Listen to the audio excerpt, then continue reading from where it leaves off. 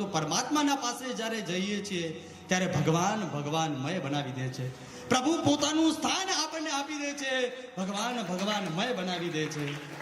કહેવાય કે અરિહંત પ્રભુના ધ્યાને અરિહંત બની જશો, જીનની ભક્તિ કરતા સાચા જીન બની જશો. જ્યારે પરમાત્મા ચારો તરફ એ ગુંજાયમાન હોય ને, અરિહંત અરિહંત અરિહંત, મારા વાલા પ્રભુ અરિહંત, એ જ્યારે ચારો તરફ ગુંજાયમાન હોય ને ત્યારે આત્માએ અરિહંતનું સ્વરૂપનું ચિંતન કરતા કરતા કરતા અરિહંતપણાના ગુણો એ આત્મસાત કરતો જાય છે.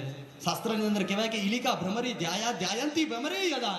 જેવી રીતે ઈયળ એ ભમરીનું ધ્યાન કરતા કરતા કરતા કરતા ઈયળ મટી અને શું બની જાય? ભમરી બની જાય. ઈયળ મટીને ભમરી બની જાય. ત્યારે પ્રભુ મારી આજે આત્મા પણ આપનું ગુણગાન કરતા, આપનું સ્મરણ કરતા, તીર્થયરામે પશ્યંતુ, તીર્થંકર પરમાત્મા મારી ઉપર પ્રસન્ન થાઓ. અને એ તીર્થંકર પરમાત્માનું સ્મરણ કરતા કરતા કરતા મારી આત્મા પણ પરમાત્મામય બની જશે.